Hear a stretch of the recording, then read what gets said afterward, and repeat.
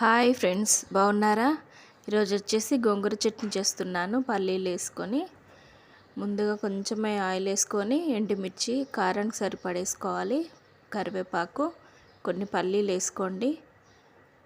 గోంగూరకు ముదిరింది కొంచెం, అందుకే పుల్ల ఉంటుంది కనుక పల్లీలు వేస్తున్నాను.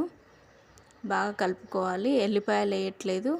ఇందులోనే కొంచెం జీలకర్ర వేసుకొని పచ్చుల్లిగడ్డలు వేసి ఇవన్నీ ఫస్ట్ మిక్సీ చేసుకోవాలి. గోంగూరకు ముందుగా కొంచెం ఉప్పు వేసి అదే అండి వాటర్లోనే సాల్ట్ వేసి పెట్టి తర్వాత గోంగూరకు వేసి కడిగి పెట్టుకోవాలి. కొంచెం వానాకాలం కదా, ఏదన్నా చిన్న ఏదన్నా ఉన్నా కూడా బ్యాక్టీరియా లాంటివి వెళ్ళిపోతాయి.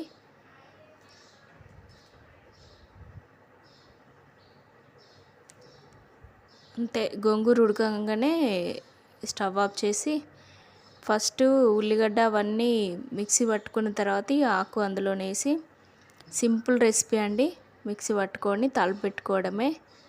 పిల్లలు వేడి వేడి అన్నం పిల్లల బాక్స్లోకి కూడా ఈజీగా అవుతుంది. ట్రై చేయండి.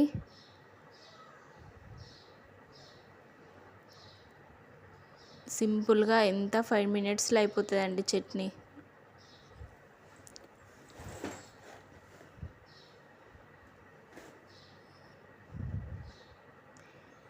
ఎల్లిపాయలు వేయట్లేదు నేను. రుచికి సరిపడా సాల్ట్ వేసుకొని మిక్సీ పట్టుకోవడమే. ప్లీజ్ లైక్ చేయండి, షేర్ చేయండి, సబ్స్క్రైబ్ చేయండి, సపోర్ట్ చేయండి, కామెంట్ కూడా పెట్టండి.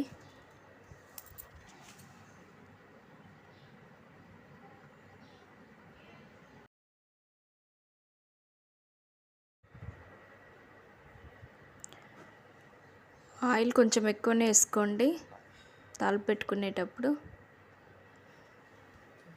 రెడీ అయిపోయిందండి పుల్ల పుల్లని గోంగూర చట్నీ రెడీ.